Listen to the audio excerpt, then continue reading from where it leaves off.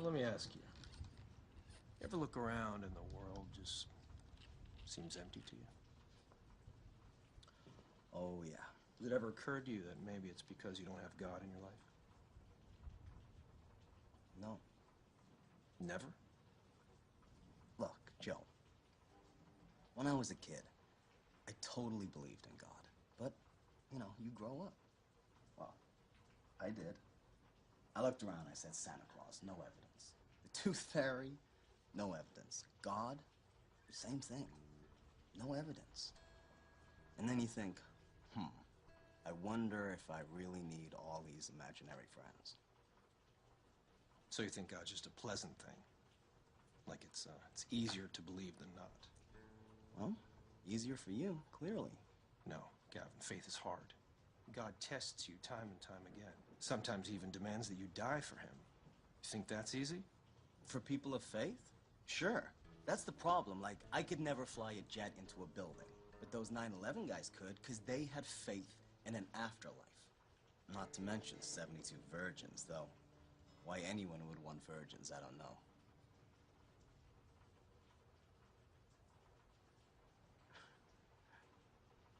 What did God do to you to make you so angry at him? Look at the world that he created. All the beauty. Wars and plagues and genocides and earthquakes and tidal waves. And then, after all that suffering, what does your God do next? He sends most of us to hell. Well, not if you've been born again. Right, the old baptismal jacuzzi. You have to accept Jesus Christ as your Lord and Savior. That is your only entrance requirement. Okay, so the Hebes, the Hindus, the Muslims, the atheists, the Buddhists, all damned, right? They have to accept Jesus Christ. And the Catholics, because they're not born again, right? Right. And face it, man, it's kind of crazy. No, it's not crazy. God gives us free will for that purpose. Otherwise, we would just be puppets. Life would be meaningless. That's the beauty of eternal salvation. You see, anyone can go to heaven or hell because anyone can be saved. It's your choice. Unless you're a kid in China who gets hit by a bus and never even heard of this getting saved deal. Where's his choice? Well, that's why it's so important to spread the gospel. Try and save people. I'm sorry, I don't mean to laugh. I just find this kind of fundamentalism incredible. I mean, all of you, totally convinced you know exactly who God is and exactly how he wants to be worshipped. And all without a lick of evidence he even exists. No wonder there's so many holy wars. Without evidence, how else would you win this argument except by killing each other? See, I see evidence in all kinds of things. So do they. And sooner or later, one of these guys who hears God in his head is gonna get a hold of weapons of mass destruction.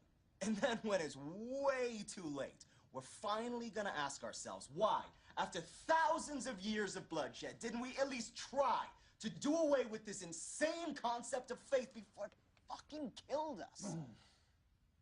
You know, maybe I'm just coming at this from a different angle. And what angle would that be? Well, it's not abstract to me. I go to the hospital and I visit sick children, right? 2 days ago, I was at the bedside of a dying child.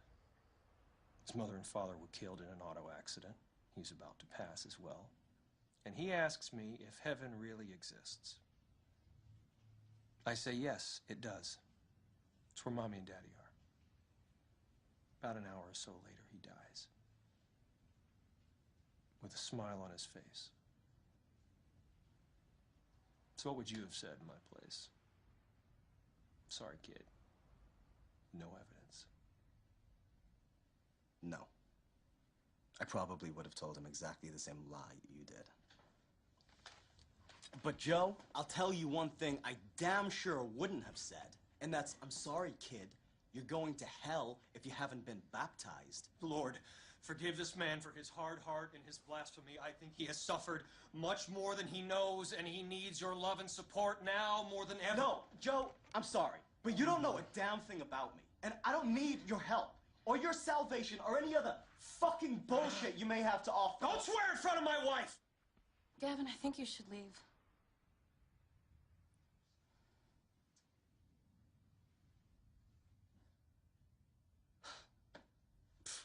pleasure.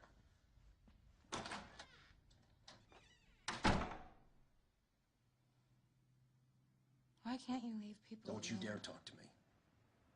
You get out of my sight.